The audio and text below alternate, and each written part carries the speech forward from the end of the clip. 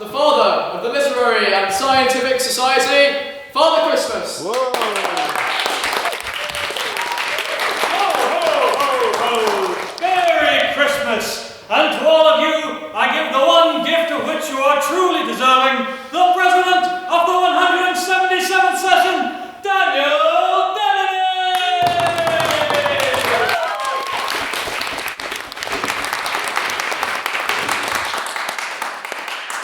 Members of the House, I welcome you to what is the 12th ordinary meeting of the 177th Session of the Literary and Scientific Society.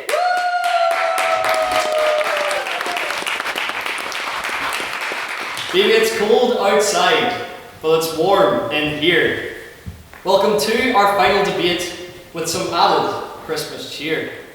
First, President's questions of a non-political nature, then private members' business and minutes with Becker.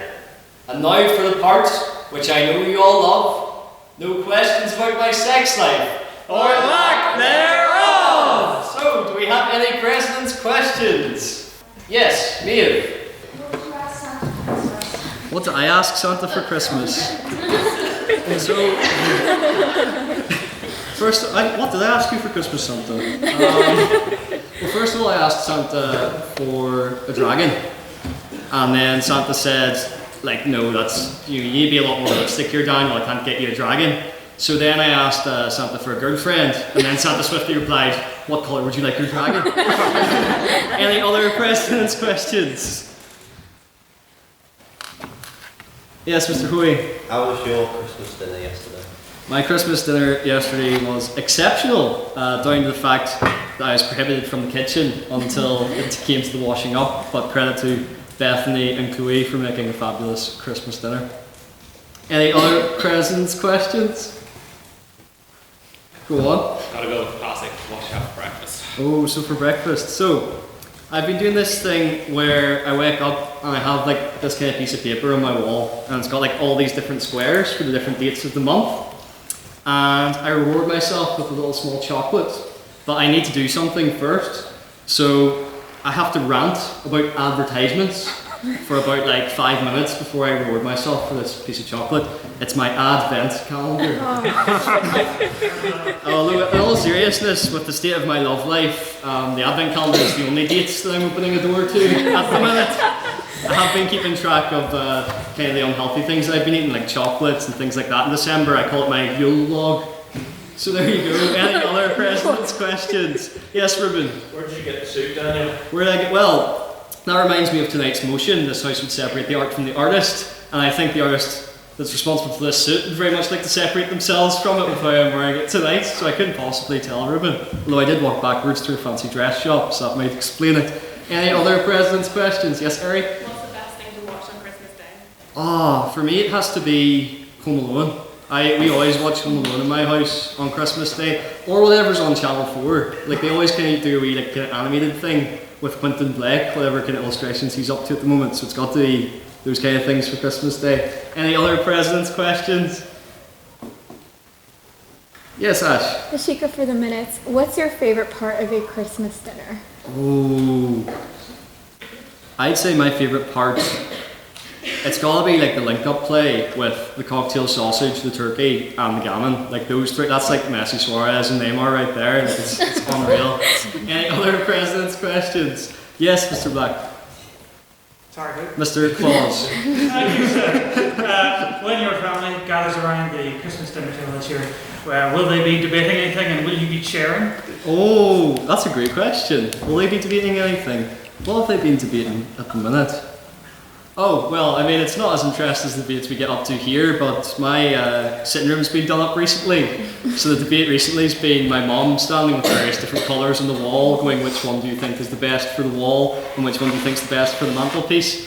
And usually I'm so impassioned about this topic that I can't possibly chair it, I have to step in. So that's what we'll probably be debating and have been debating this Christmas. Any other President's questions? Yes? Mark, for the minutes. If you had to eradicate one thing from Christmas dinner permanently, what would it be? You know what's funny? Not you. Amazing. But you know what's funny?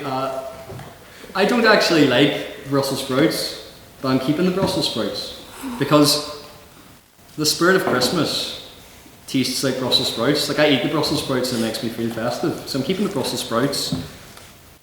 You know what? Because they're BTEC carrots anyway, and there's no flavour to them, I'm going to get rid of the parsnips and go just carrot. In the veg section, that's what I'm getting rid of in the Christmas dinner. Any other President's questions? Yes, Mr. Twelfth. One last one. That's a lovely tie you're wearing. That's a lovely tie Mr. Noel's wearing. It's a lovely tie Mr. Steele is wearing. But does your tie have any distinguishing features? Does it do anything maybe that the other ties do? Well, you'll recall last week that I was asked to sing Christmas carols in my favourite Christmas song. But luckily my tie does it for me because it is a musical tie. It's a new low. Sorry. No, freaking no. So there you go, yes. There we go, so yeah, but I would compare all of the different things we're wearing around our neck, but I think it would just end in a draw because it would be a tie, of course. Any other President's questions? No, then we shall go on to our private members' business. So this is anything that you've seen in the news recently, anything that's caught your attention, anything you'd like the House's opinions on. So, do we have any private members' business? Yes, Ari. What if I think of Australian social media ban? The Israeli social media ban. Australia social media ban. A bit less controversial. Okay. Anyone on the Australian social media ban? Yes, Ella. I think it's really, really good. I think people, because I was one of I think most people in Europe are the generation where we got social media pre being 16, and take a look around the room, we're all kind of affected by it, I think. And I think what I find the most interesting is the lawsuits that are being taken by teenagers from Australia. I think there's 3 of them or 4 of them. I would be really interested to know who's funding their legal counsel, because I don't think your average 16-year-old can afford a Magic Circle firm or the equivalent of in Australia with some of the best barristers. So I'd look at maybe who's funding those legal counsel. Thank you. I'll just go through the opposition then. Yes, Louise. I am gonna have to disagree with it necessarily being a good thing. Not because I think that social media is having a good effect on teenagers. Like, I agree. I grew up on it, and anyway. But I do think that we have to remember that making something illegal does not mean that it stops happening, and the fact that it's like making something like that illegal can even possibly make the effects even worse, because it could, I haven't read the law, I don't know what the consequences are, but it could make the situation even worse, because it means that teenagers are going to be afraid to tell their parents if they've, gotten on social media somehow anyway. And that means that if they get into a bad situation on social media, it's going to be even worse, because they're not going to even want to consider telling their parents, I circumvented the law to get on social media. And I think people aren't necessarily considering the fact that there's some people whose parents are just horrible, and so that kind of access can provide a slightly better situation than they might have without it. I just think it's more complicated than a lot of people are necessarily framing it. Thank you. And then we'll go to Rosa. I've had my head down for studying for exams and making up for everything I haven't done the rest of the year. So I'm not fully up to date with the news. Is it just under 16s not allowed to use social media? Yeah. Yeah. How do they enforce that? Is it like an ID uploaded type thing, or? Yeah, does someone want to respond? Yeah, I don't think there's any proper enforcement. It's more if the social media companies suspect that you're under 16, so it might be how you're interacting with the service, what language you're using, whatever. That then leads to them making the assumption that you're under that age and then kick you off. But I don't know if they've got any plans for ID or anything. Yeah, because personally I would have felt that rather than just banning everyone under 16, if we had some measures in place to prevent the attention span robbing that they're doing and the way they're pushing certain narratives of certain people to get you to stay on the app longer, if there were some regulations in place in regard to that, because I think it affects everyone and not just under 16s, and I agree with Louise quite a bit. Thank you. We'll Colour, yeah. It's not necessarily you were talking about the punishment. The punishment isn't on the person who's under 16, so it's more so for social media companies. So they can be fined, and I can't remember how much it is, it's like $10 million, if they are seen not to be taking reasonable steps to prevent under 16s from using social media. Interesting. If you're under 16 and you find a way to circumvent it and get an account, that's fine, you're not going to get in trouble. If you use your parents' account and your parents let you, you're also not going to get in trouble, and neither will your parents. There's no punishment for like regular people, it's just on social media. Interesting. So, yeah.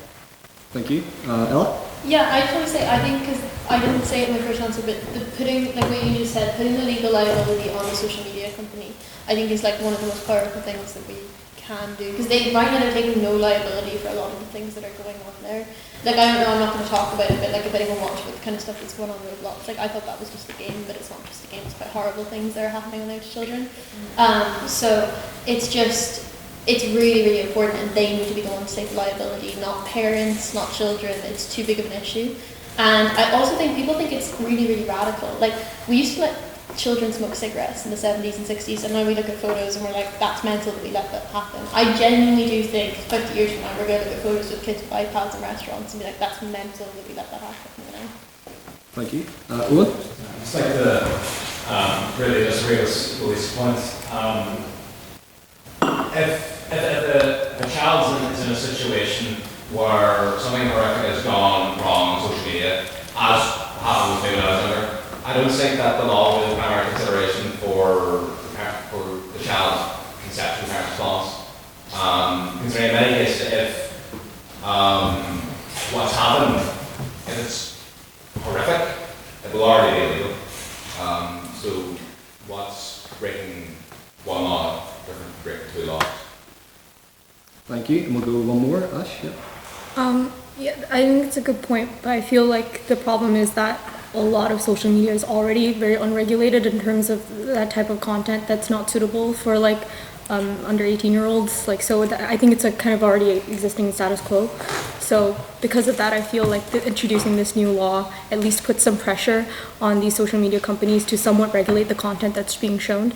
Like, I'm over the age of 18, but I remember like using Facebook like when I was like 12 and seeing ads that were completely inappropriate for me and taking me outside of more regulated social media platforms. So maybe even like controlling the advertisers that they allow on, and like forcing them to take more systemic changes into their platform review is good.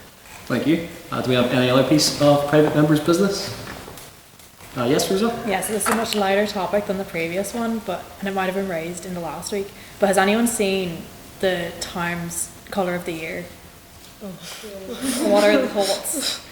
Because personally, I think it's a bit grim. Santa? I have not, but there are members of the House who have not. Could you explain what it is? They give it a fancy name, I can't remember the fancy name, but it's basically the colour of that wall behind it there. Like just kind of boring cream colour. Funny enough, that's the colour we're going for the mantelpiece. So, my mum doesn't listen to this in the podcast. But no, does anyone have any thoughts on that piece of private members' business? Yes, Ella. I don't think it's that applicable, the colour, because it's really bland, and I don't think this year has been bland. I would have enjoyed it a bit more if it was a bit more bland. I think if current events had maybe shut up for 2 days, that would have been quite nice. That's more of an applicable colour to like, I don't know, I don't remember anything that happened in like 2006. Like, give that 2006, but this year's been quite significant. Like, we're not three? In 2006? Yeah, I know, but like, I've watched a lot of history stuff, and nobody's talking about 2006 anymore. Fair enough. That's a good question, actually. If this year was a colour, what colour would it be? Any thoughts on that, or just the colour of the year in general? Owen, was your hand up there? Yeah, I was just going to say, half the freshers who were born in 2006. Oh my god. Yep, revealing our age there. Any other points on that? Luke, was your hand up? I'd say the colour of the year, I found this out recently, Do's scroll is legendary with me. It's called KitchenAid, right? They put out a colour of the year themselves. They did butter this year, it was perfect. It suits the year perfectly. The year before, Blue Sparks. Don't ask me why I know this, I'm trying to get away from my fucking pork problem. So I just do anything at this point. So butter is the colour of the year in my opinion, like a yellow. Thank you. I think it is, because butter yellow is like being like, if you go into Zara or anything, Sabrina Carpenter, like it is, butter, Luke's right, butter yellow is the colour of the year. I think there's no reference. Settled. Does anyone want to challenge butter as the colour of the year? I don't want to challenge it, but I have a question about wood. And, like, personally, or? So, like you said, KitchenAid, you mean people who make like little fancy ass mixers? Yeah. Well, listen to them or Pantone, and I don't really like Pantone. It's a little weird company. Any other points on that, or another piece of private members' business to round it off? Yes. I was just wondering, has anyone watched the phenomenon known in the Republic as the Late Late Toy Show? And if so, what were your thoughts on this year? Thank you. Any thoughts on the Late Late Toy Show? The hands go up now. Okay, yeah, Ella. It was so good, and like it was the toy show I remember like pre-Ryan Tuberty. Again, I'm showing my age here, sorry. But like Ryan Tuberty being, if you don't know what the toy show is, I can't explain it. Ryan Tuberty being off his head on cocaine, hating children, that was content in itself, and it was all the time. But I think it's good that the toy show has gone back to being about toys and having a presenter who likes children. And Paddy Kilty, former student of this university, he used to live in the same student accommodation as my mum. I think it's class, and I also really love the moment where the kids were on, I think they were on wires, and they were trying to get toys, and then Roy Keane came out, and the whole crowd shouted Keno. That's what being Irish is. That's Rosa, was your hand up there as well? Yeah, I think he's really settled into his role. At first, I was very mad to not be seeing Ryan Tuberty, because as a 2006 child, he's who I've grown up with. You know, his ugly, garish sweaters made up so much of my childhood, and I really felt like something was being taken away from me, but I do think he's settled into his role, and he has understood the spirit of the Late Late Toy Show. Thank you. We'll take one more on this. I absolutely agree. Without Ryan Tuberty, it was not the same, but he was so No. good in it. He was incredible. Thank you. And so concludes. Well, we'll take one more then. sorry, but Yes. he was on cocaine, guys, and he did like children. Like he did, like I know you can enjoy that if you want, but he did not like children, which is mental. I just want to put that on the record. That was part of the fun. It was part of the experience. The one swear we got from him will like live in my mind forever. Yes, and this feels like a conversation we can extend and elaborate. But so concludes our private members' business. Now, before we get to our minutes, there's something I need to announce. I want to sing the praises of a man who's contributed a lot to our society, and that is Mr. Ryan Hoey. He has been the secretary of the trust for our trustees for over 3 years. For those of you who don't know, Ryan is involved in liaising between our trustees so that we can set up meetings with them. He also played an integral part in the events subcommittee over the past few years, especially the Theresa May Lit Talk that we delivered in the last semester. And he's also always involved in kind of just general event organisation. He played a key part in the alumni reunion dinner and debate. He also was involved in the anniversary event we had in the Ulster Reform Club and our annual Conversazione, which is our formal that we have here at the Lerific. It's also hosted in the Ulster Reform Club, so I want to give credit to Ryan because he is now stepping down from his role. So on behalf of the Lerific, we want to say a big thank you to Ryan.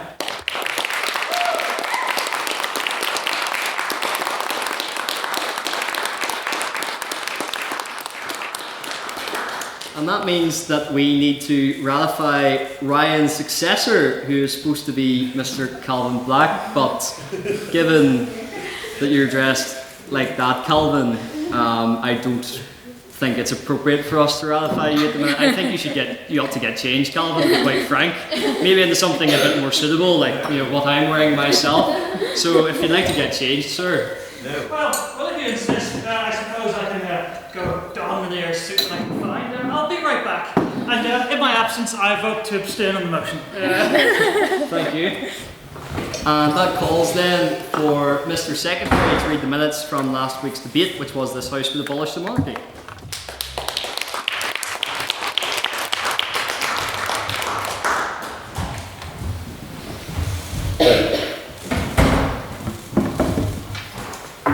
On December 4th, 2025, the Queen's University Belfast Literary and Scientific Society convened for the 11th ordinary meeting of the 177th session to debate the motion, "This House would abolish the monarchy."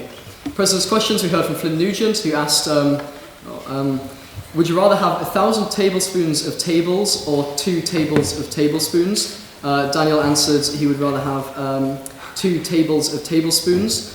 after a very long and hard period of discussion. Then we heard from somebody who said, with approaching deadlines, would you write like Hamilton or Burr? You've never seen the musical Hamilton. Daniel said that he's like Burr at the moment, and the chamber is then confused as Burr famously talks less and smiles more, and talking less is not one of your strong suits. Then we heard about the favourite Christmas Carol rendition, Silent Night. After the rendition, we really wished it had been silent. Then we heard from Owen, who asked what you had for breakfast. You said apple, but you had some kind of pun about pears and peer pressure, which...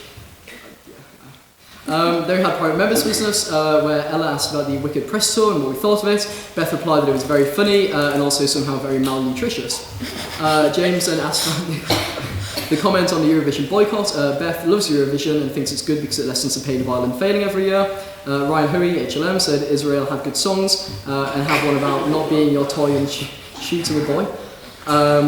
And then Luke Coyle said Israel are using competition to influence feeling. Ella said Israel uses ads to coerce Americans into voting. Tom McCormick seconded that by saying that he was targeted by Mossad to vote for Israel. Calvin Black HLM said, does the House agree that the best winning band was Maneskin? I didn't write down this that. Beth said it was a pity that they all broke up. Eri said if you want something different, then listen to... I didn't write that in either. Somebody. Eri, who do we listen to?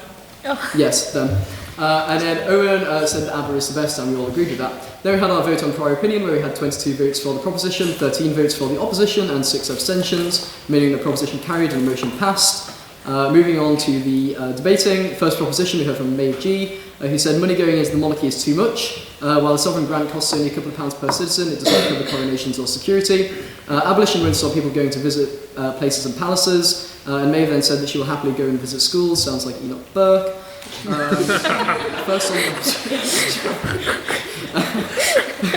First on the opposition, we heard from Tom McCormick, who said the king sits above all politics and gives someone to look up to. He said that one figure that stands tall and is stable and is a cultural leader. Monarchy provides the public a reminder of what our values are. The breaking of the half-time orange are the traditions that we need to cling to, monarchy being one. Monarchy has corrected the mistakes it has made in the past.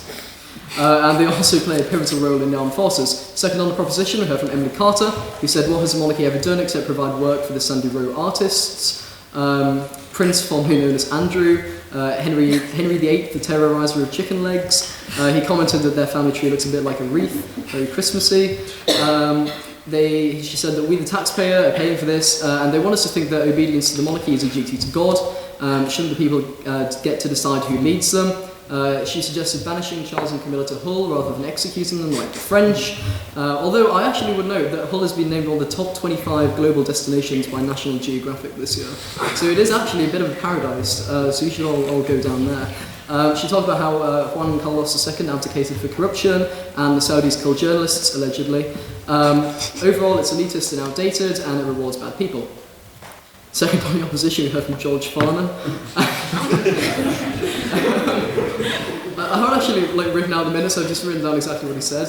So he said, thoughts on foreign aid, no accountability, there won't be any country anymore if things keep happening and going the way they are. Ella said, you compare aid to castles, they're not the same. He said lots of foreign aid goes to very sinister things. When asked what these sinister things were, he made direct eye contact and said, very sinister. Very sinister indeed.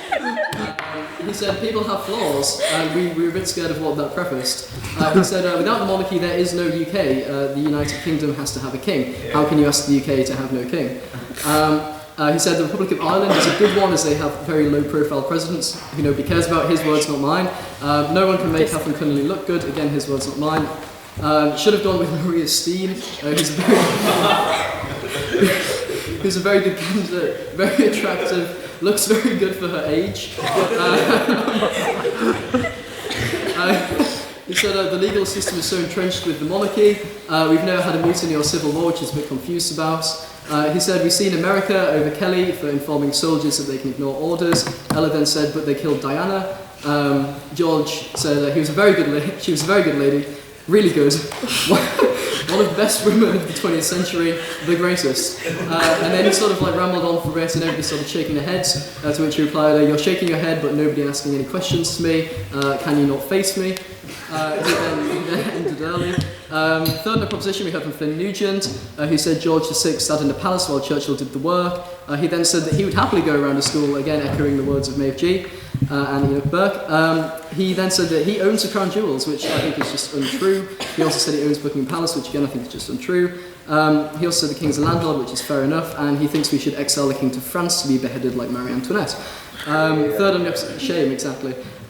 opposition we heard from Elliot Dickey. Elliot said the monarchy doesn't do that much, but nobody really cares about that. The monarchy is money. It's £510 billion to be exact, and the Crown Estate generates 1.1 billion. It's a small drop in the pond. Prince Andrew benefits by doing press tours to Peter Expresses in Woking.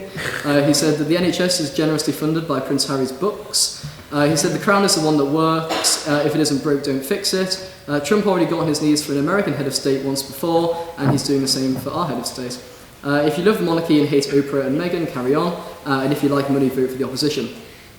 Fourth on the proposition, we heard from Ella McMullin. I was laughing quite a lot during this, so I didn't write that much down. Ella was mesmerised by the Diamond Jubilee. A lot of known unknowns. I don't know why I wrote that. Part of them fear that booting Andrew out of the tent will destroy the tent, and they want to keep the tent. Let's send them back to where they came from and not to France. Fourth on the opposition, we heard from Beth Lynham, who said that it only took a bottle of M&S gin to make her a royalist. The royal family are messy but fun. Something about tampon gate. I don't know. Centred his woman's pleasure centred his woman's pleasure at a time when men hit it and quit it. Then something about William pegging incident, and the rumour that he would be getting pegged by Case. Allegations again. Another example of breaking down barriers and centering women's pleasure. Very progressive indeed. I'm not going to read that next bit out. Something about Daddy buying her groceries. She's a princess and she fears the consequences of an abolished monarchy, with the ripple effect meaning that he might not fund her anymore. We should be able to benefit from institutions. When asked, is your argument that because you have private healthcare, monarchy is good? That was from Ella. She just replied, we are princesses and princes, and sat down. Then we went to the questions. So questions we heard from Luke Coyle, Ella McMullin and George Farn on the proposition. On the opposition, we heard from somebody who didn't give their name. I'll give your names. Tom McCormick and Ella McMullin. And abstaining, we heard from someone else, Ella McMullin and Tom McCormick. Vote and speaker ability, we had 13 votes for the proposition, 20 votes for the opposition, and 7 abstentions, meaning the opposition carries and the motion fell. Finally, we had council announcements. Beth Lynham said that she's updating her membership list. If you've received an email from her, please reply to her. Ella McMullin said next week is separate art from the artist. Here we are. Ray Thien said feedback is given for debates and Ella owes 2 bottles of port, which he hasn't given yet. And James Turish reminded us that a lit talk is happening on the United Island in the second semester. Can I take these minutes as read? Aye.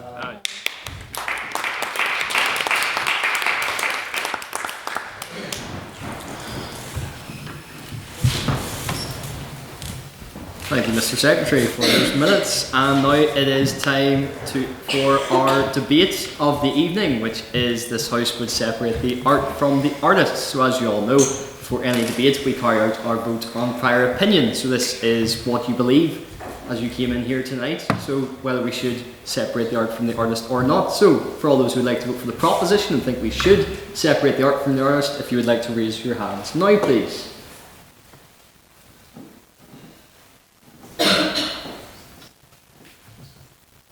Now? Oh, yes. Thank you. And for all those who believe we should not separate the art from the artist and oppose the motion, please raise their hands now.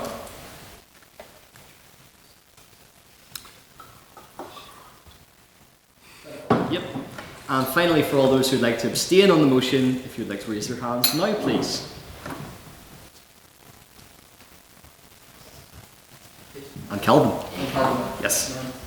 Mr. Secretary, can I have the results from the vote on prior opinion, please? Yes, with 9 votes for the proposition, 10 votes for the opposition, and 9 abstentions, the opposition carries and the motion fails. Thank you. And before we get started, of course, it is important to run over the rules again. So, each speaker will take it in turns from the proposition and the opposition to come to the podium and deliver a 7-minute speech. The first and last minute of those speeches are protected time, which means for those 5 minutes in between, they have unprotected time. During this time, they're open to POIs, which are points of information. This is a chance for the other side of the debate, or members of the House, to challenge one of their points whilst they're speaking. To offer a POI, simply raise your hand and shout POI on that point or point of information. It is then to the speaker's discretion whether they take your point or deny it. If they take your point, please keep your POIs to 15 seconds maximum, and also you cannot offer a POI until 15 seconds after the previous POI was offered. The bell will indicate the first minute and the last minute. The bell sounds like this, Mr. Secretary. Thank you. And also we have a rule, as you all know, on swearing. So, Madam Vice President, would you like to go over what happens to our speakers if they swear? Yes, if you swear, you owe the House a problem. And by the way, we spelled it wrong. Sorry. They did? Yeah. That's very nice. She has, because she came to me drunk one night and said, "Oh, should I that word and drunk?" I said no, so I'm arguing. So only one olive for his phone. But anyways, I'm not drunk. So if you say strike as well, you owe my house for it's not free pass. But if you have problem, if you curse, you would have. Oh God, I'm on cold medication. Yeah. Thank you. Yes. Also, we have officially the name of our winner from the God King competition embroidered or etched into our trophy, and I think that this would be a nice start of a tradition for those who have won trophies. For instance, the Dufferin competition. If you're speaking on a motion and would like to display your trophy and showboat it to the rest of the House, you're more than welcome to do so. So once again, congratulations, Ash.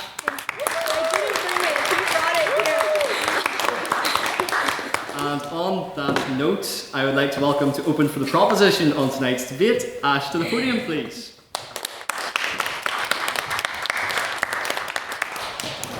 Just want to assert my dominance a little bit.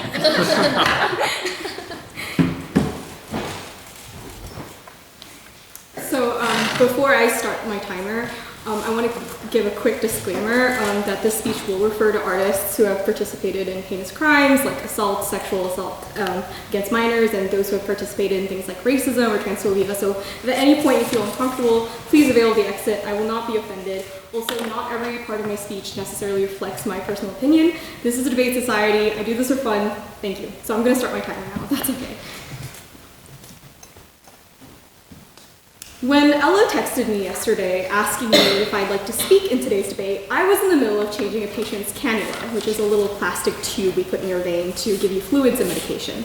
So of course that did not stop me, and Ella can attest to this, from immediately putting down that stupid little tube to reply, yes. Because as you can see by this nifty trophy, not only will I take every opportunity I can to be the center of attention for 7 minutes, but everyone should be saying yes to Ella when she asks you to speak at a debate. Isn't that right, Ella? Yes, it is right. I wrote this before she was an op. Sorry about that. Anyway, the patient I was with was a young man in his 20s who was just a day out of surgery.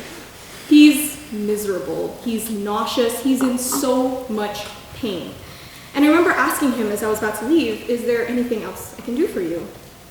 He turns to me and says, could you turn your music on your way out? It's the only thing that keeps my mind off the pain. And the first song on his playlist is I Believe I Can Fly by R. Kelly. First of all, brother, you have a catheter in, you are not flying anywhere. But secondly, I remember thinking to myself, like, R. Kelly? Geez, you're really gonna listen to this guy?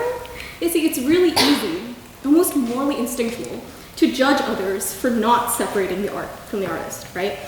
Because when I hear that song, I think of two things. Michael Jordan in Space Jam, dunking with his tongue out, and R. Kelly rotting in prison for 31 years for sexually abusing minors. And I really did scoff a little at this guy from my high horse, like, I'd never listen to someone like R. Kelly. How can you still support a guy that knowing he's still making royalties from his songs even while in prison? And it's not till I opened my own playlist that I realized my hypocrisy.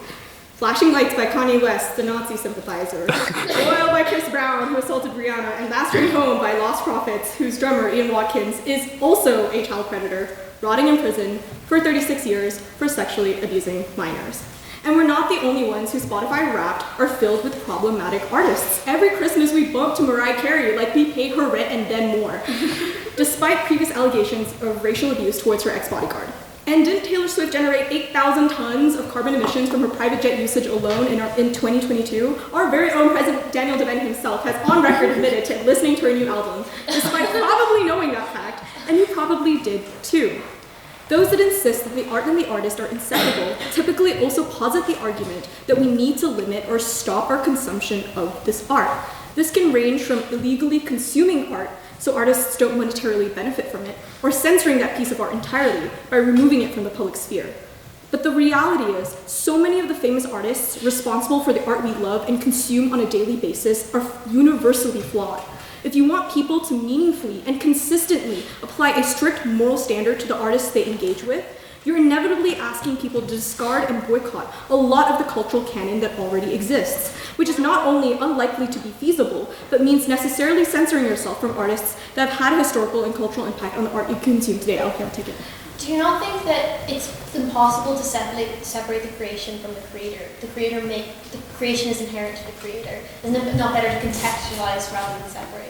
Absolutely not, and I'll explain later why in my speech why it's possible for us to separate it and why it's not inevitable, and why if we necessitate that it has to always be connected, why we limit our abilities to interpret art. But I'll come into that.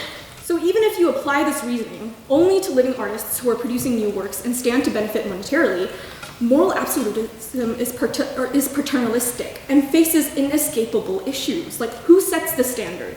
What counts as morally disqualifying? Criminal convictions, allegations? The actions of artists exist on a spectrum of wrongdoing, and it's impossible for us to reach a unanimous consensus on where to draw this line. Not only that, you collapse cultural participation into a constant policing exercise rather than allowing people to use art as a form of escapism or enjoyment. It's just not realistic to expect people to fact-check the ethics of every artist whose work enters their life. We rarely know the full truth about people, living or dead, and our moral judgments will inevitably rely on incomplete or biased narratives that are analyzed with subjective moral standards that shift over time and vary in place. But even if we could universally agree on which artists to boycott and which to engage with, there's a question as to whether this boycott would even be effective. Dead artists, obviously, cannot be harmed by boycott, and most living artists that are relevant to this motion are already extremely wealthy and renowned. It's why their opinions and actions create such widespread controversy and notoriety in the first place. Withholding consumption is just not an effective accountability mechanism. Artists like J.K. Rowling, for example, who have already reached a certain level of fame and fortune, are no longer dependent on marginal revenue from public consumption. They have existing royalties, investments, business ventures, brand deals, real estate holdings, and back catalogs that continue earning with or without current public engagement. And focusing on minimizing the art itself doesn't address the original harm by the artist. It doesn't provide restitution to victims and doesn't oblige structural reform. Effective accountability looks like prosecuting and sentencing R. Kelly into prison so that he can't now meaningfully spend a single cent of his royalties as a free man. It doesn't look like skipping a song when it comes up on Spotify. Art is also rarely a solo endeavor. It's a collaborative medium. So despite the wealthy artists absorbing none of the losses, low-level creators who depend on the success of a project for their basic livelihood have to deal with the collateral damage despite having no role in the wrongdoing itself. Refusing to separate the art from the artist unintentionally harms other artists who are actually inseparable from the art itself. Audience consumption is also not necessarily an endorsement. In everyday life, we constantly use products and systems created by individuals or corporations with morally questionable histories. Tech devices built by controversial founders or clothing brands with dubious labor practices. Yet we do not interpret every act of consumption as a statement of approval. Engaging with a piece of art can simply mean appreciating its craft, its emotional impact, or its cultural significance independent of the creator's personal flaws. By not allowing audiences to separate the art from the artist, you limit interpretations of the art instead of expanding it. It forces all interpretation to be anchored in the artist's personal morality and suggests moral culpability you choose not to. For example, some people have argued that the goblins in Harry Potter are most definitely a reflection of J.K. Rowling's own personal anti-Semitic views, while others argue that goblins being portrayed as having a love for precious metals and money is a long-standing trope in European folklore. What this example illustrates is that insisting the artist's intent or character must dominate every reading collapses the multiplicity of meanings audiences can derive. It flattens literature, film, and visual art. Ultimately, art exists to challenge us, move us, and help us to see the world through new eyes. Thank you.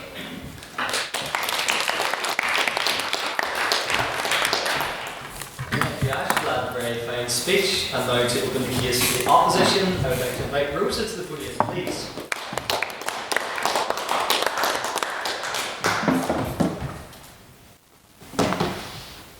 I would like to say first that the sucking up to members of my fellow opposition has been noted and will not be fallen for. Also, the hypocrisy of listening to Kanye West when you yourself are judging someone for listening to an artist who you believe morally to be someone you would not support may simply be a skill issue. I managed to not listen to any artists who I do not agree with views on, and if I learn of an artist, because of course nobody is perfect, nobody intrinsically knows that every action anyone has ever taken in their lives and whether or not they are something that you morally agree with. But if you absolutely must listen to your Kanye West, as I ask my brother every time he has his turn with the playlist in the car, can you not listen in a way that does not give him royalties? There are methods, as you mentioned in your own speech. Furthermore, we have neglected to address the way that people engage with art. There are two reasons that people engage with art. To engage meaningfully with the human experience from a different angle, and also, of course, to entertain ourselves. There are three angles, not right now, sorry, from which you can engage with a work. You can look at what's there, you can look at what the creator intended to be there through interviews and whatnot, and you can look at the creator themselves and what kind of biases they might be writing this work or creating this piece of art through. There is, however, only one method of creating art, and that is to tie up little pieces of yourself in a pretty bow and new packaging for the consumption of others. The way I see it then, there is absolutely no meaningful engagement with a piece of art that can be had in isolation from the person that it is made up of fundamentally, and no way to enjoy a work that separates you in any meaningful way from its creator. This is the unwelcome truth that myself and my fellow ops are here today to argue. Esteemed members of the committee, esteemed members of the audience, but Rosa, I can hear you cry. What about death of the author? What about finding your own meaning in a work separate from the intentions of the creator? And I would like to, if you'll allow me to be your art teacher for a minute, draw your attention to a work of art by Felix Gonzalez Torres, untitled. It consists of sweets piled 175 pounds high, individually wrapped in multicolored cellophane. Without explaining its cultural context or the artist's intent, what feeling does that invoke for you? What meaning do you find in that? I'm assuming, unless you're one of those pretentious art snobs who pretends they understand every work of art they come across with endless depth, that you didn't really find a whole lot in this pile of sweets on the floor. Felix Gonzalez Torres' partner weighed 175 pounds before he died of AIDS. Another title of the work is Portrait of Ross in LA. Visitors are free, encouraged even, to take away as many pieces as they want. Can you find any more meaning in this work, now knowing the context surrounding its piece and the creator? What if I told you that each sweet taken by a visitor was intended to represent the gradual depletion of the author's partner's body? How does understanding the artist's intent help you to find worth in this piece? And maybe even relate it to things in your own life? On that point, yeah, thank you. There's about 3 or 4 different meanings that one could derive from that. The 147 pounds of sweet could be how much they meant, how much beautifulness and sweetness they brought into the person's life. Anyone could take meaning and anyone could derive a beautiful meaning. You don't need to look at the author's intention. It's my belief that you can find a lot more meaning and a lot more relation to your own life through understanding the work through the author's eyes. But while it is important to first take that look and find something within it for yourself, once you hold the context for it in your mind, you can feel so much more connected with it. And Rosa, you protest. What if I don't want to engage meaningfully with a piece of media? What if I just want to enjoy my favorite comfort movie? Well, I'm glad you asked, my friends. Here, I'm going to draw your attention to a series I know many of us, myself included, hold close to our hearts, and one which has been touched on in this debate already. I'm going to step here into the fire that is the J.K. Rowling discourse. My colleague Louise will join me in this dumpster fire and help later. I'm I'm not here to argue her stance, though rest assured I very much could, but to argue that whatever your opinions on her, by engaging with her work you are yourself taking a political stance. By buying a Harry Potter book, you are contributing to her royalties, which may be marginal, but could she afford to contribute £70,000 to Form Women Scotland, which, as many of you I'm sure may not know, are the organisation that filed the original lawsuit that was brought to the Supreme Court and resulted in the ruling that concept of sex is binary and a person is either a man or a woman, and furthermore that the terms woman and sex refer to biological woman and biological sex, which, whether or not you agree with this, is completely ignorant of intersex people who simply do not rest on a sex is binary scale. Point of moderation. Yeah, go ahead. It doesn't actually state that intersex doesn't exist. It's just that Intersex is in between the two options. From obviously, I'm not a doctor, but of my knowledge, intersex does not lie on the two options of a biological male or a biological female. And this is getting into arguing political stance territory, which is not what I'm here to do. And let's see. You may have heard of the new Harry Potter show coming out, new actors, and you may not be aware that the original actors received their cut of the work on these movies largely through merchandise with their likenesses, and you could extrapolate then that any new merchandise being sold will likely have the new actors' likenesses attached, which could mean nothing. Even just talking about her work online, whether or not in context to her, furthers her platform. So as close to our hearts as we may hold these books, and as far as we may agree or disagree with her, this is a prime example of how, as much as we may want to, we can't naively pretend that we can simply separate the art from the artist and continue to enjoy their work anyway without engaging with the person behind it. POI. No, thank you. I could go on, but I won't because I am out of time. But for real, someone please come find me after this so I can talk more, because this girl would not separate the art from the artist and hopes you won't either. Thank you.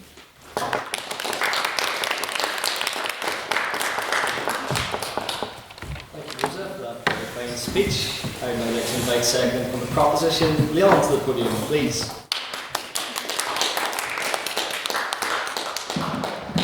Thank you, ladies and gentlemen, and those in between. I'd like to start my speech by saying that, yes, I'm going to be making vague references to awful people, so that's your reminder to leave if you don't want to be here.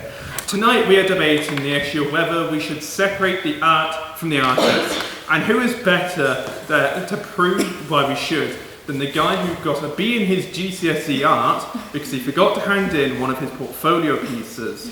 I still have it, by the way, 5.5 years after it's due. I must admit that I wrote an opposition speech before realising what I was supposed to be doing, so apologies about that. The crux of my argument this evening is that there is fundamentally a gap between the artist and the consumer of art, and that you are under no obligation to care for them. Use art for your own ends, therefore separating the art from the artist. Sorry to get all post-positivist here, but unfortunately we do need to accept that humans do not see things objectively. We are informed by our societies, our cultures, our values, the norms which lock us in place. We will never understand the world around us as the world out there, as has been put by some scholars. We have no way of objectively observing the social world. When we consume media, a part of the social world, this isn't any different. We do not see, think, or necessarily believe what the artist seeks to infer or normalise. The translation between the process of making art and our consumption of it sees a lot of detail lost and more gained. We bring our own culture, norms and expectations to art, and with it, we can rebel against notions set forth by the artist and broader structures which inform the artist's values and goals. POI. Go ahead. Do you not think that we can then do so better if we understand the biases from which the creator is coming from, the way they see the social world around them? I'll get onto it in a second. This is where we see the opposition case for the seeking to acknowledge the artist falls flat. We can never truly know what the artist intended for their art. Therefore, we can never truly acknowledge the meaning behind the decisions they make. Therefore, we must build our own. Is there a really good song that you like, but the singer is a bigoted lunatic? Do you like a certain terse, mediocre fantasy book series? Congratulations, ignore them, hijack their work. By hijacking, I don't necessarily mean a public act of protest. Use their work for your own ends and your own views. Some of these people love attention. Continued moralised grandstanding against them specifically does not stop them. The less you give, the more they hate it. As you can probably tell, I'm not using any names for that explicit reason.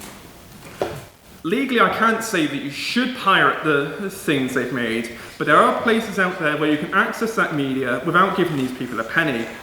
Don't use it though.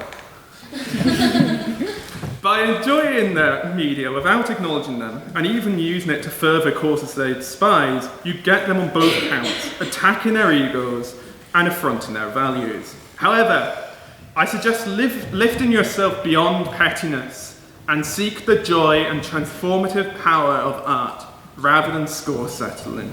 So, enjoy that song, enjoy that series, enjoy that film. If they're exclusionary, use their art for inclusion. If they support oppression, use their media for liberation. If they're hateful, use their work for love. Hack away at the art. Find the meaning and joy you desire, and dispose of the proverbial corpse. The themes you dislike, the ideas you oppose, the norms you disagree with, palm them off. And you'd probably already be doing this subconsciously. This isn't Bartian death of the author. This is something more. Scrubbing them from their own media and continue enjoying it regardless. By doing this, you can uphold your own principles and beliefs while enjoying the finer things in life, even if the artist was opposed to your values. So mightn't we lose some of the elements of the media we only seek, if we only seek what we want out of it? Sure, but that's the point. Don't worry, those gaps will be very quickly filled in by the discourses and personal desires which influence your principles and values. If anyone here has headcanons or consume fan fictions, I know some of you people do, you're already doing this. So, in simple terms, I say this: enjoy your media, ignore the artist, find your own meaning and uses for the art. After all, art is subjective and you are the subject. Thank you very much.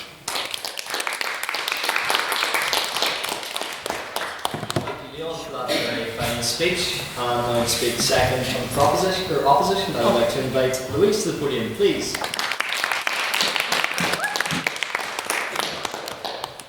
Okay, like I'm sure most of you, I had that one obsession over COVID that totally rewired my brain. Instead of baking or Minecraft though, I got really into the work of H.P. Lovecraft. And if you've ever heard of Lovecraft, you'll probably know two things about him. One, he's really, really influential on the genres of horror and wider fantasy. Lovecraftian horror is the acknowledged name for horror which centers on themes of human insignificance and fear of the unknown. And it usually involves tentacles and overuse of the word eldritch.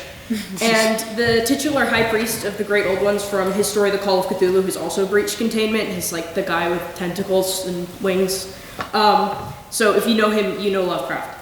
And don't get me wrong, I'm up here rattling off the key thematic characteristics of his writing, so I enjoy Lovecraft, but even for the most dedicated fan, it's impossible to ignore the other thing you might know about him, which is that he was like mega racist.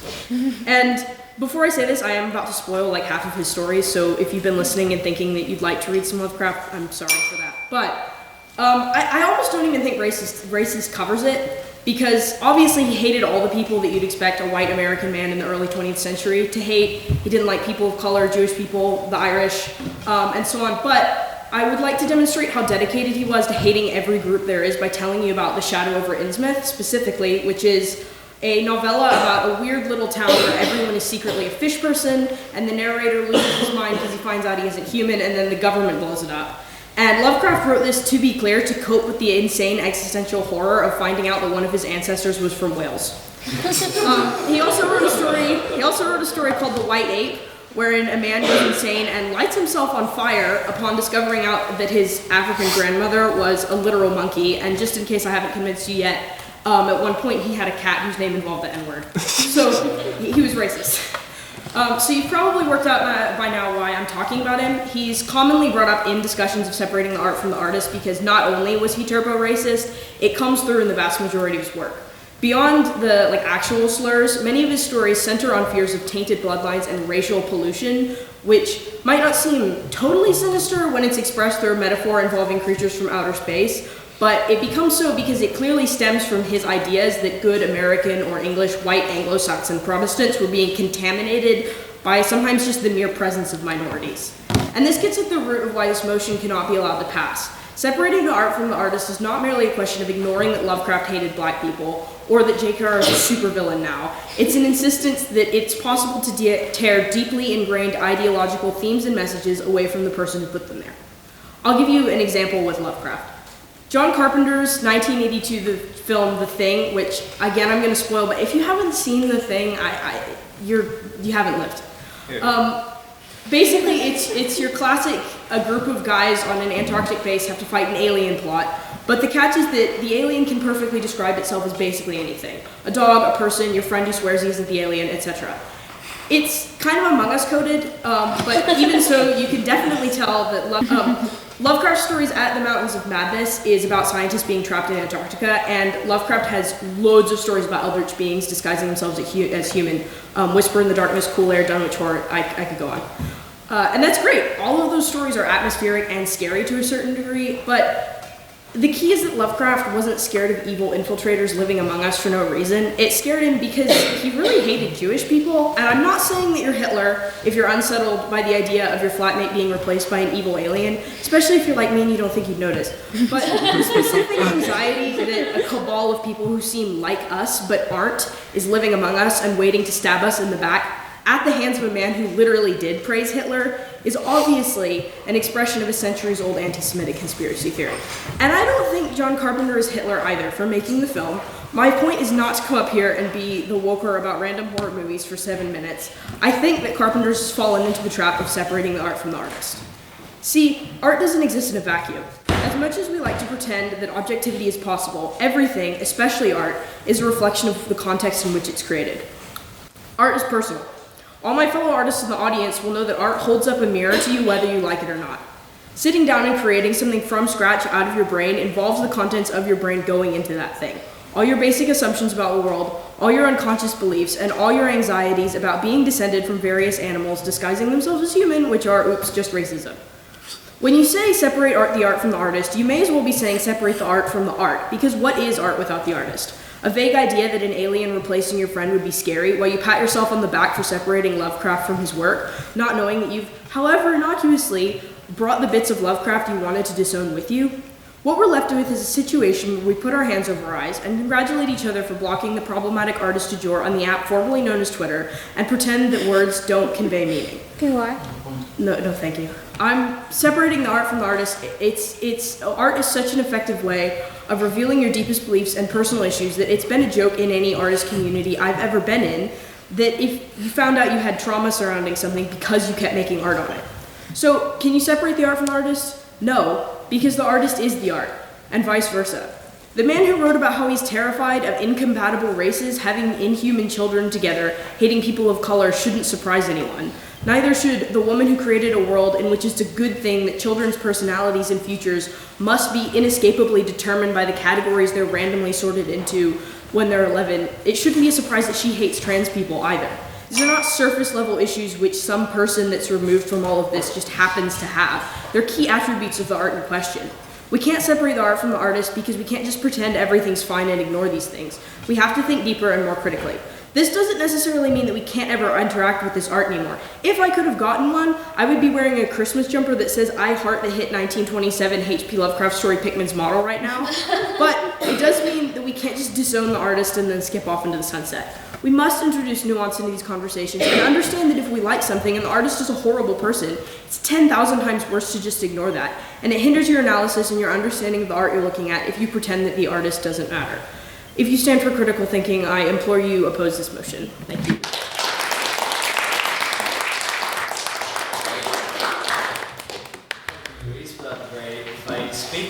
now to close the case for the proposition, I'd like to welcome Luke to the podium, please.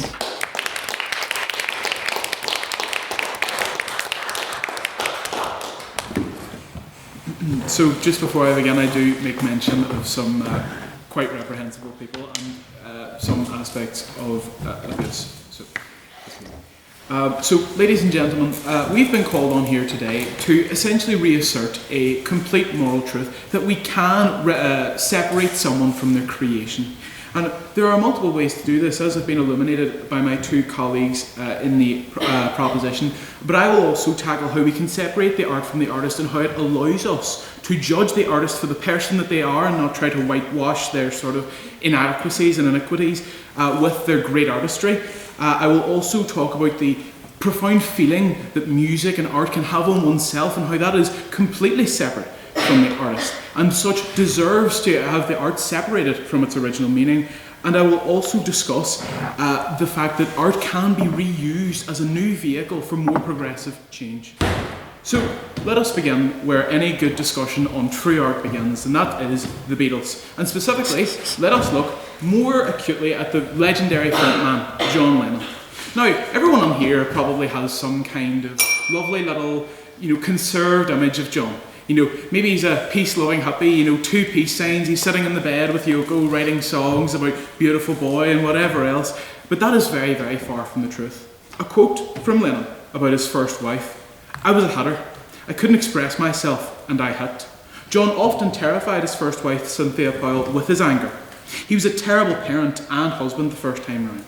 Yet we have, by all accounts, whitewashed Lennon. His work on the White Album, his work on Revolver, all of this seems to have allowed us to put him in a lovely wee box where he was a visionary, he was misunderstood.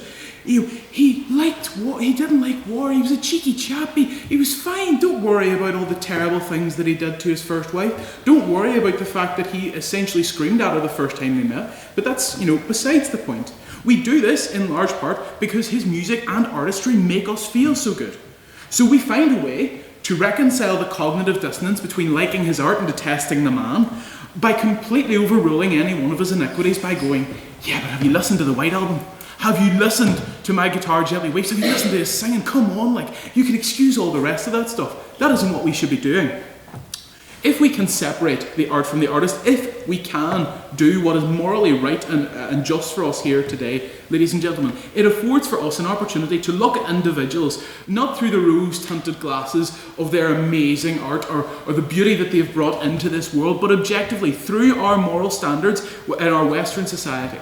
We cannot reconcile the way that we currently look at John Lennon with our views on child beaters and essentially woman beaters and all the rest of it.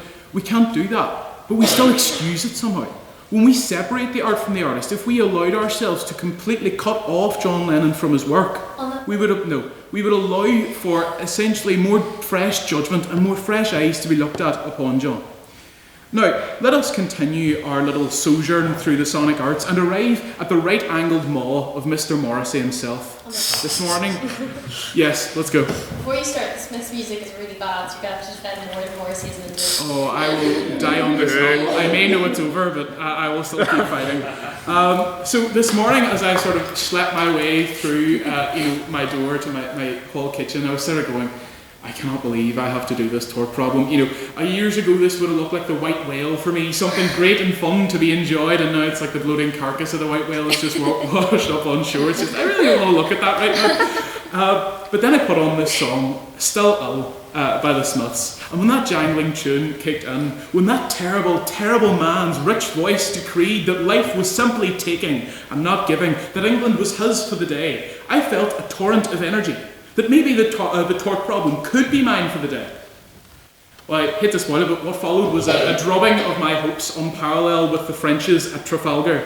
But that's besides the point. My friends, the feeling that was given to me, like manna from my phone, was far beyond anything I can possibly describe. It gave me a rush. Now, if anyone actually has read into Still Ill as a song, I like to read about these things. That is about Morrissey's conflict and his inability to reconcile the past with the present and his current, scenario, a longing for a past day.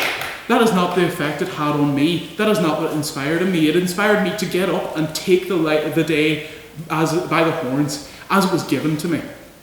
That effect on me is completely separate from his original intention, but it still had a profound effect on me. If art is what it evokes, ladies and gentlemen, then his artistry cannot be confined to what he specified. No, it cannot be some little thing about moaning about, well, whatever Morrissey chose to moan about in that moment. Ultimately, it was about what it evoked in me. If we can separate the art from the artist, we also recognise that our opinions and the emotions that we invoke or evoke when we listen to that art is part of its artistry. When I listen to things like She Bangs the Drums, I think of a wonderful day out with my friends. And part of that, can be confused with a bit of the Smith sort of language. I also, by the way, a completely horrific take that the Smiths music is not good. It's horrific. But let us also move on to another sort of. If this is about the Smiths music, I'll refuse to take it. But let's hear it. No, I just wish to say that we're not arguing against removing the author. We're not arguing that we should remove the author entirely. We are arguing against relying on the intentions of the author to definitively explain the ultimate meaning of the song only. Well, what I think has actually been said between you and your second speaker there is actually more of an assertion of essentially that you're going to focus on the artist's intention solely, and that is not what artistry is. My good friend, quite rightly illuminated us as to the failings of H.P. Lovecraft, but as I'll go on to talk about, there are other instances within the horror and scientific genre that reuse and repurpose a article or item and essentially take it away from its original theme, but give the art a new vehicle and a new life and a new cause for social change. In fact, let us look at that right now through Mary Shelley's Frankenstein. So it was originally written to deal with themes of scientific hubris and social alienation and rejection. But now in Guillermo del Toro's new version, which I might add has Jacob Elordi seeming to cosplay the average UCD lurker, there lies the same theme there lies the themes of cycles of abuse, forgiveness and emotional trauma. And this is my very point. A powerful work can be given a new heart, a new jolt of life, just like Frankenstein's monster. A work of art involves the contributions of many. It cannot be confined to one. As such, we must separate the art from the artist, if only to democratise its contribution. Like Frankenstein's monster, we all played a part. Thank you.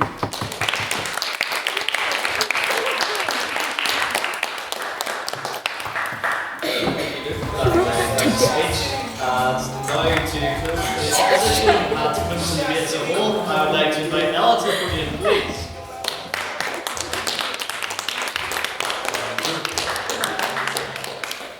Kanye, J.K. Rowling, Woody Allen, Kevin Spacey, and R. Kelly. Some of my favourite artists. I'm kidding. I have taste, just don't like Smiths. Unlike the proposition, I will practice nuance in this debate. Ladies and gentlemen, it's me again, trying to redeem myself from my shambolic performance last week. Actually, someone had to drop out this evening, so I'm afraid you are stuck with me. It was not my choice, but this is what I've pulled together.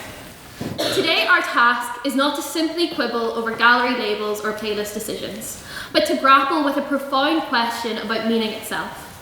The motion before us that this house would separate the art from the artist invites us to perform an intellectual magic trick.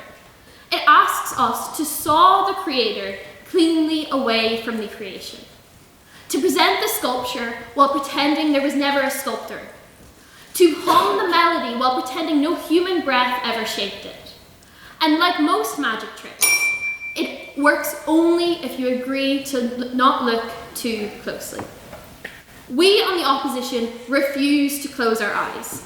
Our central contention is simple. Art is inseparable from the artist because art embodies the artist, their experiences, their worldview, their flaws, their context, and yes, sometimes their darkness. To pretend otherwise is not noble neutrality, it is willful amnesia.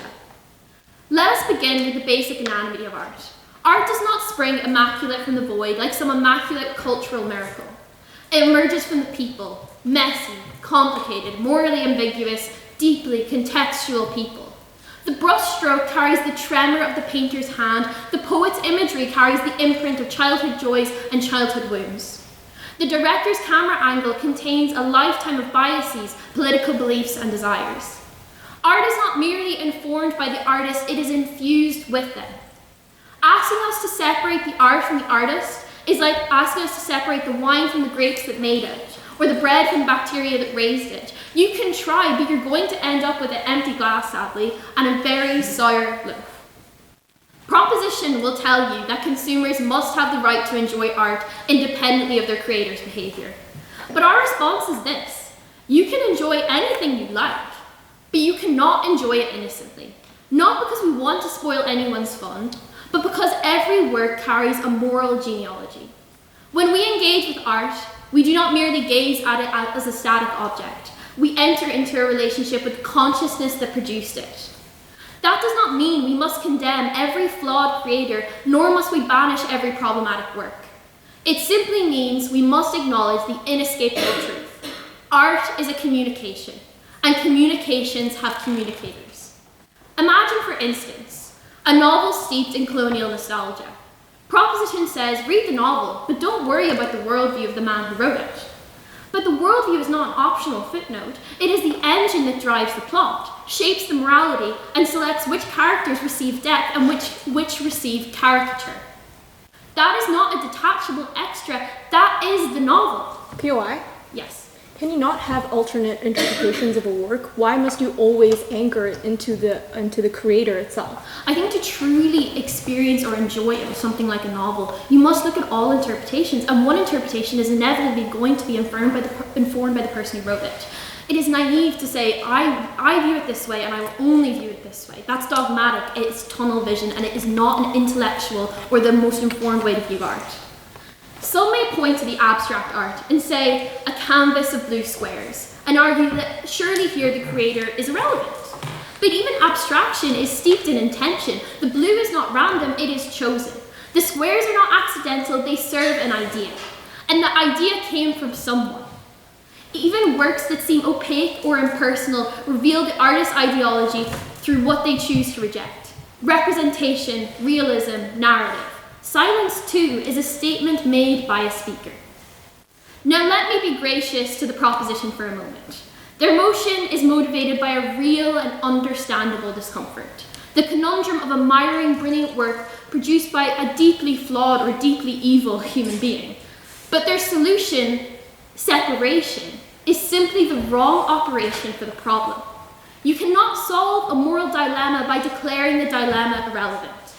Instead of separation, we propose something more intellectually honest: contextualization. When we acknowledge the artist, warts and all, we do not diminish the art, we illuminate it. We can admire a painting while recognizing the misogyny of the painter.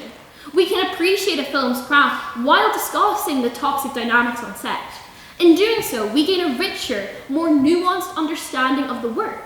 Separation, by contrast, flattens the art into an artifact devoid of meaning.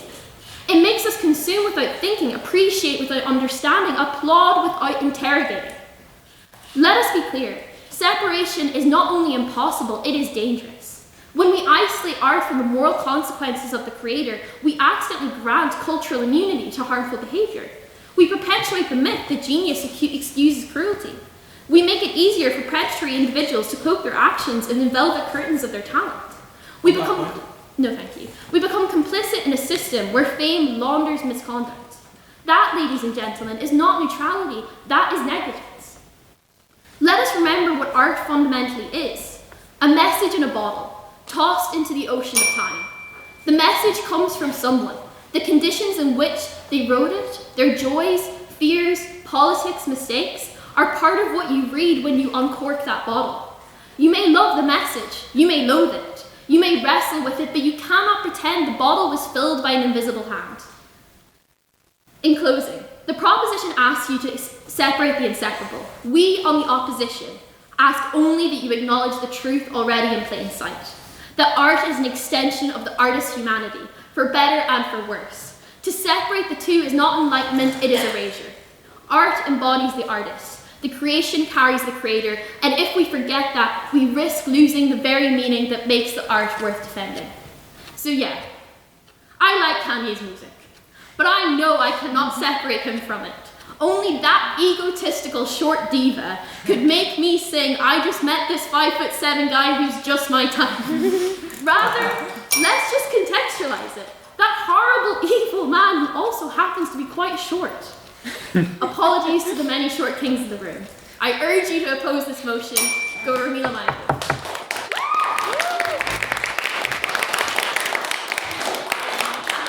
So thank you a lot for that. Thank you to all of our speakers, and I would also like to draw attention to Louise, maiden speech. Congratulations. It's not over yet. It's now time for questions for the proposition and the oppositions. This is your chance as members of the House to offer questions. Perhaps it's an argument that you want to be expanded on a bit more. Perhaps it's something you feel wasn't touched upon during the debate. So, do I have any questions for the proposition from the House? Please. Yes, Henry. I was just asking if it's more relevant for them. So, do you think, like, it's reasonable, like, how do you relate that, like, I'm kind of like what else is there, of, like, that you can watch Harry Potter in, like, a woke way, or want to listen to Kanye, while, like, appreciating the fact that, like, Kanye is an actor and she's a bigot, you know? Like, is there a nuance, why are we including the nuance of understanding that they made that art, of understanding that they are linked, that why do we have to separate them from their art in order to acknowledge that they're bad? That's the question. Yeah. Would someone from the proposition like to respond? If it's okay, I'm gonna respond. I think we are like tackling the argument that if you're consuming it, therefore you can't already like you're already doing some type of separation by consuming it and acknowledging it. So we were sort of taking that stance of like if you're saying that it's inseparable, then you're also assigning moral culpability for like consuming it. So therefore, if you want to go with Ella's more like nuanced take, we would just argue then therefore you are separating it to an extent because you acknowledge that you're able to consume it. And I wanted to also add that like, and I forgot to mention this in my speech, but even by illegally like consuming an art like without giving monetary benefit to the original consumer, by like like if you talk about a piece of art still like Harry Potter like and continue to perpetuate it within the zeitgeist, like that still like perpetuates like you know the art itself and like doesn't fully take away from the influence that like I don't know J.K. Rowling might have had on the original art. So that would be my response to that. Thank you. Would someone from the opposition like to respond?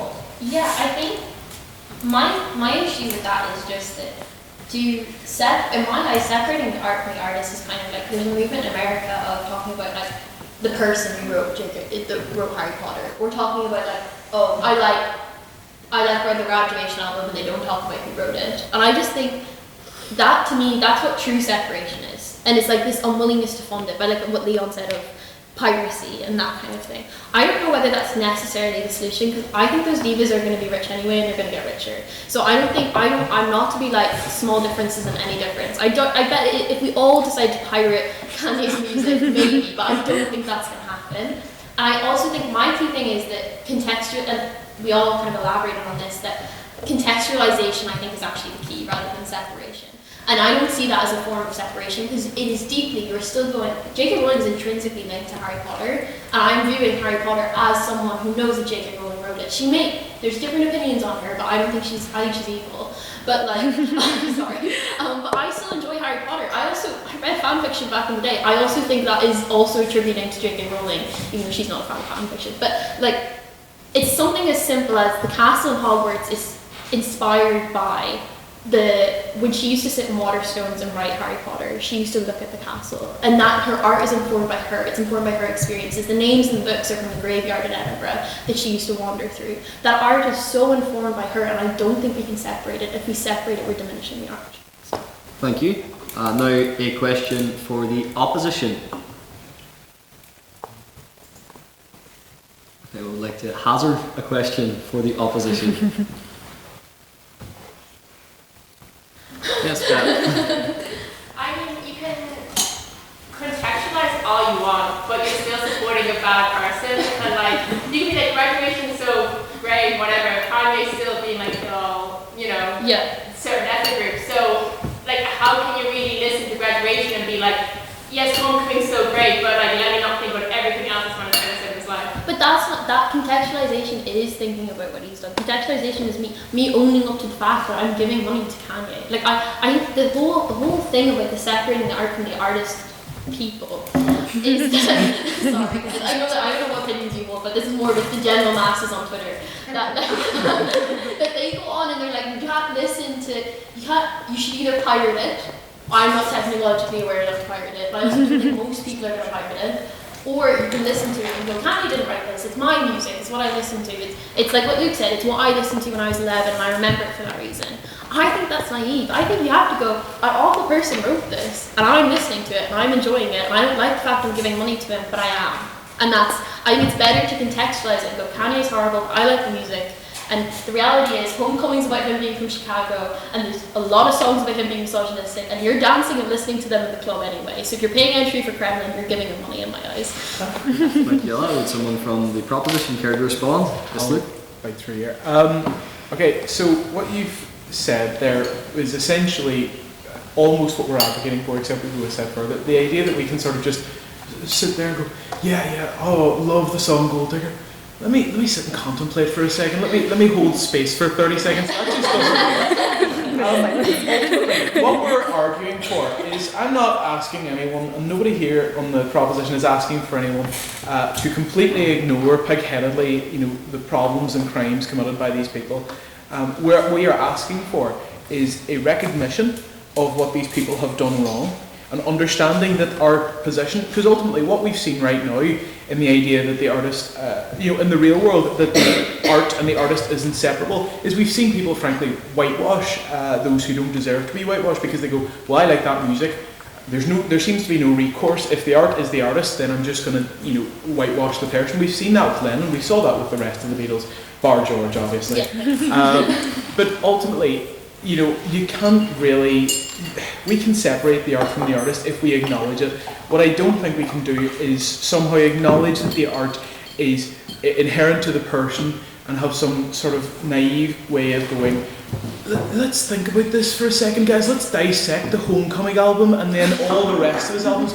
Like, ultimately, you have to acknowledge that he is blatantly a bad person. And what we've seen from society is that when it is given only two options, which is either do not listen to this music or accept that, this is a terrible person and you have to just kind of go, the society tends to just whitewash the person, and I don't think that's the way forward, frankly. Thank you. And then finally, can we have an abstaining question? So this is a question put evenly to both the proposition and the opposition.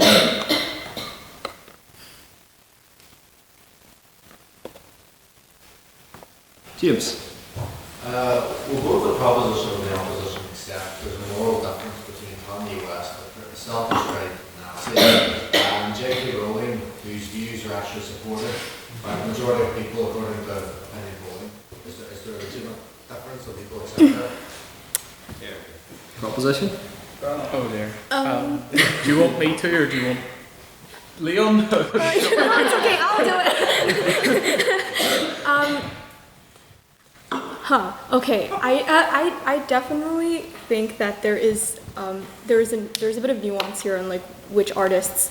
I mentioned this completely in my speech, right? That there is subjectivity in terms of how we draw this moral standard, and that's why we insist on separating the art from the artist. Because when you sort of like devolve into like saying who should you listen to, who should you not, or who should you consider context for, and who you can just listen to without really thinking much, like I think that there is. I would agree that there is nuance in that. So yes, sure. Thank you. Would someone from the opposition care to respond? Can I take this one? Do you want to take it? Do you want to take it?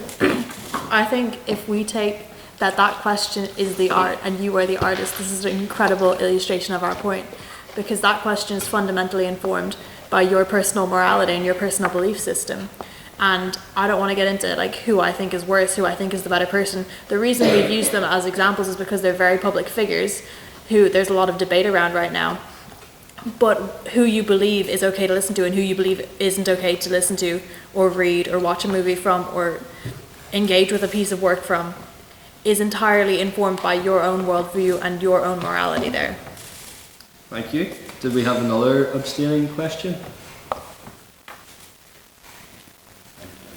Yes? But Ash kind of already went into it, so if you want to elaborate further, you can. I wanted to ask who, so you've all mentioned so many different people, but so, for example, I really didn't like George Bernard Shaw because he wrote a very not nice poem about Castlereagh, who I really like. I think he's an excellent person.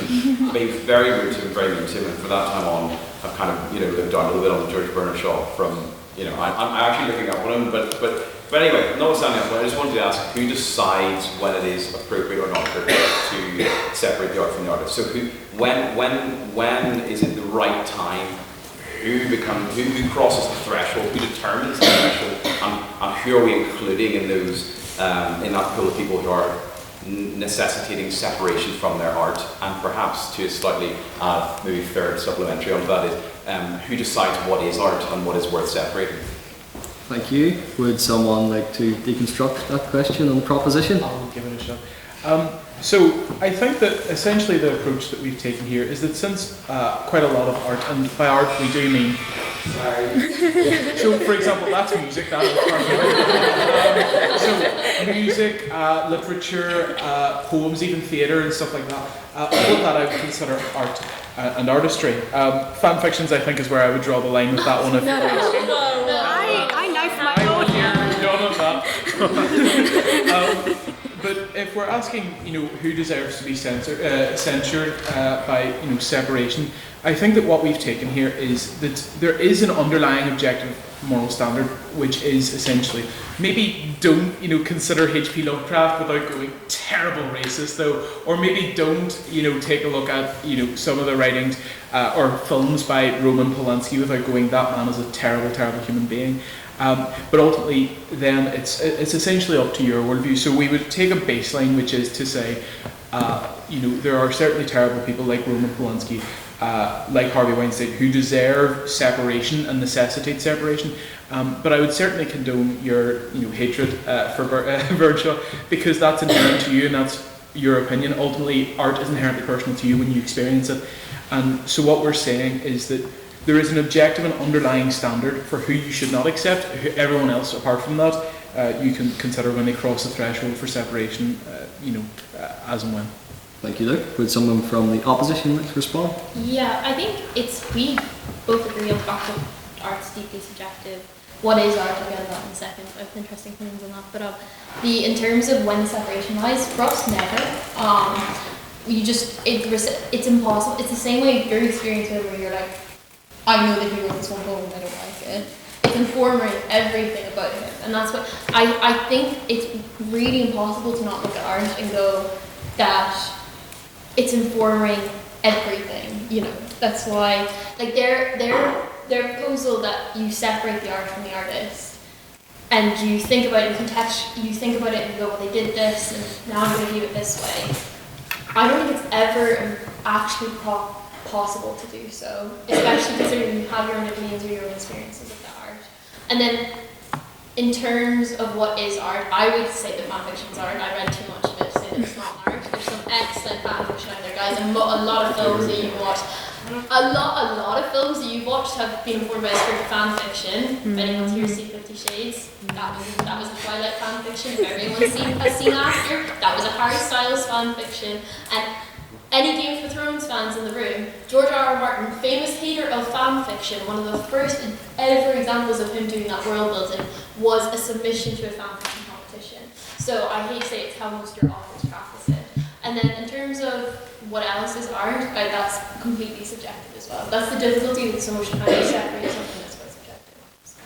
Thank you. And so it draws a close to our debate. So it is time for the vote on speaker ability. So just to remind the members of the House, this is not your personal opinion you're voting on. This is a vote based on the criteria of the presentation, rhetoric, argument, teamwork and engagement of our debaters throughout tonight's debate. So, can I have all those who would like to vote for the proposition on the vote on speaker ability to raise their hands now, please?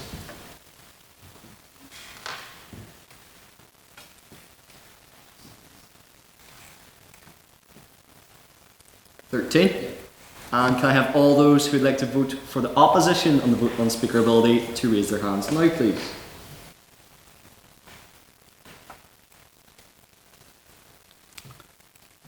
$12, yes. And can I have all those who would like to abstain on the vote of speakerability to raise their hands now, please?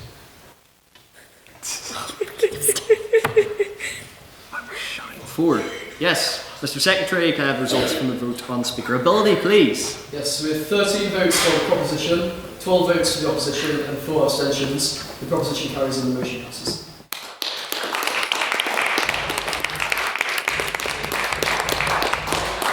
This is you separating the art from the artist and enjoying it. But he wrote it. It's not artist. And while we're in the mood for voting, we also have another vote to conduct, and this is for the ratification of President Emeritus Calvin Black to the position of Secretary of the Trust. So first we need to check that he's dressed appropriately now to conduct our debate. So, Mr. Calvin Black, are you dressed appropriately? Mr. President, I believe that I am dressed.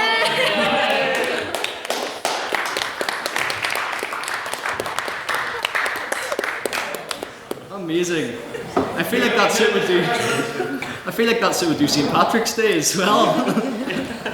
So, can I have all those who would like to vote for the ratification of Mr. Calvin Black to the position of the Secretary of the Trust to raise their hands now, please?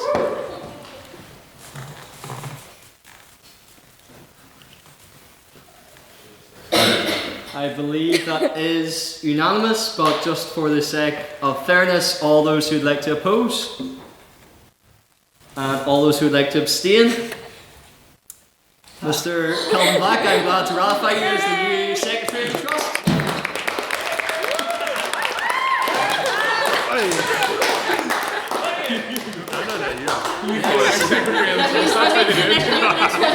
While we are maintaining such excitement, I'd like to go on to council announcements. So, members of the council, do we have any announcements for tonight?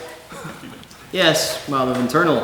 So, yeah, thank you so much for coming tonight, and well done to Louise again for being an amazing maiden speaker. It was an absolutely amazing speech. Hear, hear.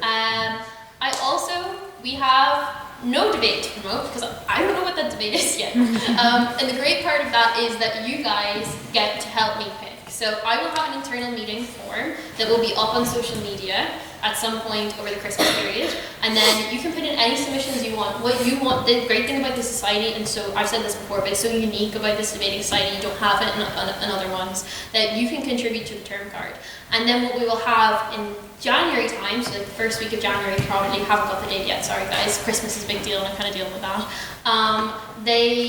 We will debate the motion. So you can come up and say, I want this motion. Even if you didn't put it in the form, you can actually, there's an opportunity there for you to say, I want to do this motion. Please put it in the form. Don't bombard me on the Zoom call, guys. But there'll be a Zoom call and all of you are able to join if you want to and talk about your motions, advocate why you want a motion, advocate why you don't want a certain motion.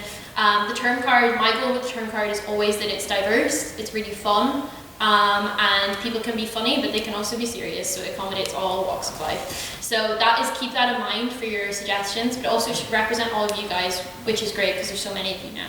I'm not in the room today, but a lot of people have gone home, giving myself credit on that part. But yeah, so basically, really, really exciting.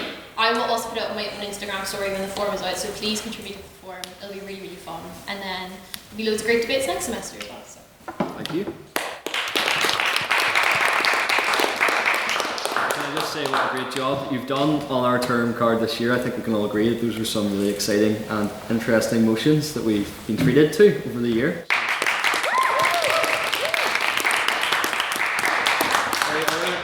Announcements? Mr. Social? Yes, we're going to Ivory's again today for the final social of the year, so you're all very welcome to come along.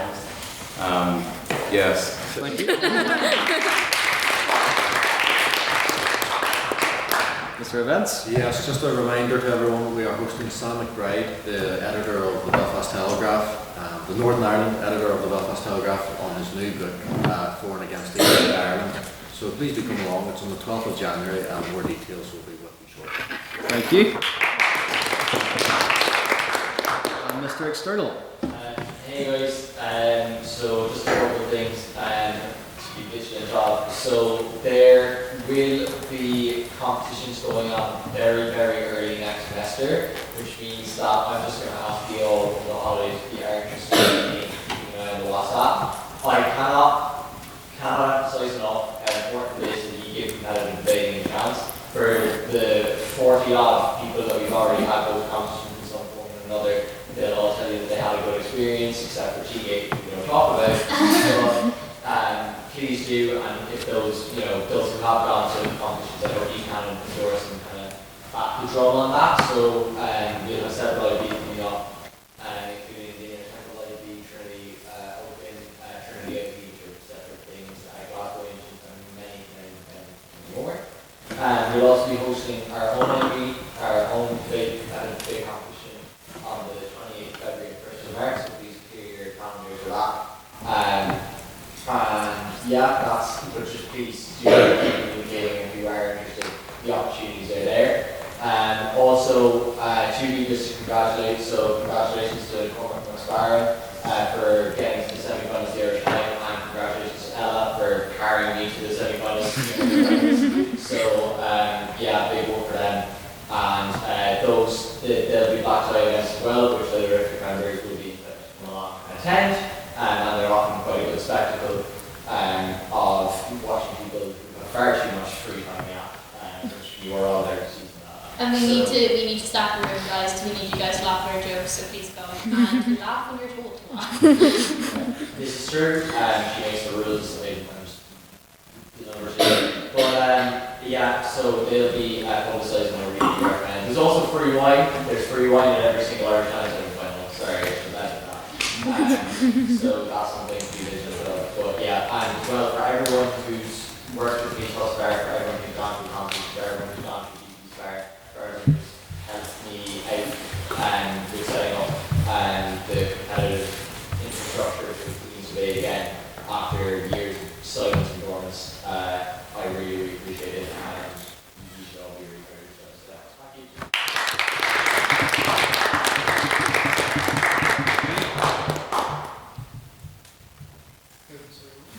Do you have an announcement, Mr. Secretary? Madam Vice President? Alright, so like every end of the day, I get feedback. If anyone wants feedback, come up to me. But also, disclaimer for next semester, I won't be there often as I am, because I have to go to Boston. Not Boston, Ireland, which I just realized is a thing. But Boston, Massachusetts, stay away from that shit. Language?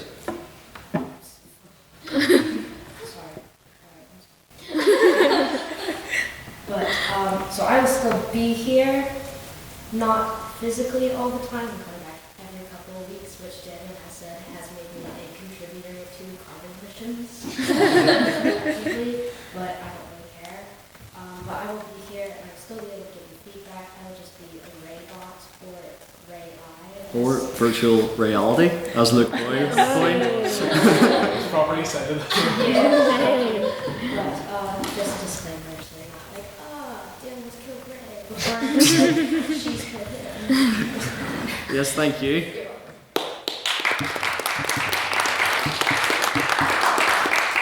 And then finally, just to close, I want to wrap up this year. This has been a very special year. We talked about the colour of the year earlier during our private members business. I think the colour of the year this year has been letterific blue, because we were founded in 1850 by Edwin Lawrence Godkin, and sometimes I wonder what observations he would make of the society today, and I think he'd make 3 key observations.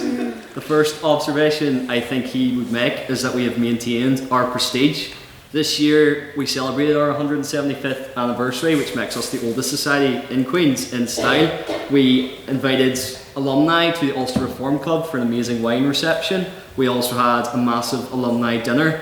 We welcomed high quality guests, most notoriously the Theresa May Lit Talk, the former Prime Minister, which has been the biggest Lit Talk guest we have got as a society since we welcomed Eamon de Valera through our doors. We have also had a very successful ecumenical dialogue with the figureheads of the Catholic Church and the Church of Ireland in our ecumenical dialogue, the primates of all Ireland. And of course, As a debating society, we have debated incredibly important topics with high quality experts. For instance, we have debated the PSNI, we have debated the position of Northern Ireland in both the Irish and British contexts. We've debated the atomic bomb on the 80th anniversary of its creation. We have debated incredibly important topics. That's the first observation I think he'd make. The second observation is that we have regained our competitive spark. We've not just done incredibly well in the Irish Times with 8 semi-finalists this year from the previous competition and of course this competition, as has already been mentioned, but also we've established ourselves back on the BP stage. We have took part and sent teams to the Peter Maguire IV and the Irish Novices IV in Dublin, and also competed in the Oxford IV. And we've also brought other societies into the fold through the Grand Campus Tourney to compete with us, which will be continuing, but that has really established our name on campus and on the island. And finally, I think he would make an observation that we have an incredibly strong and ever-growing community. This year we've reached over 100 members. We have welcomed so many more people through our doors, and it's not just the events that I could list off when I'm speaking about this community, because of course we've had our Christmas party, we've had the karaoke, we've had the drunk debates before, we've had the big quiz, but I think it's the people, because I reflect on my own experience with this society. When I was in first and second year, I came along and sat in those very chairs that you sit in to watch the debates, thought it was a bit of entertainment, and I came to Lavery's. I want to say for all of you that that applies to, you are a part of this community. Then, as I grew in confidence, I delivered my main speech, as so many other people have, such as Louise. We're nearly breaking that record that we set last year, inviting so many people, yes Henry, inviting so many people into the fold. And for all of you who've stepped up to the podium, we've all been a newcomer speaker, a maiden speaker at some stage. You know how hard that can seem. So I want to congratulate you, and I'm incredibly proud of all of you. You're very much a part of this society. And to all those who have represented Lerific, who've had the words QUB Lerific called out by adjudicators and judges, representing us at the chamber debates such as the Irish Times, representing us at the Phil collaboration debates, representing us in all of these BP competitions. You are part of this community, because at the end of the day, all of our members, you are the lifeblood, you are the community, you are the Lerific, and I look forward to leading you into the 176th year of this society, the first in a new chapter of the next 175. So I want to end tonight by saying, here's to the Lerific, long live the Literary and Scientific Society, and I call this meeting adjourned.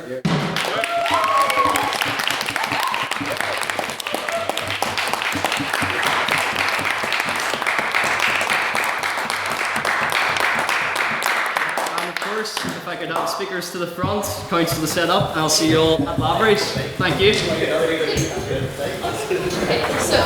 how do you define it? I think it's getting a bit of reinterpretation.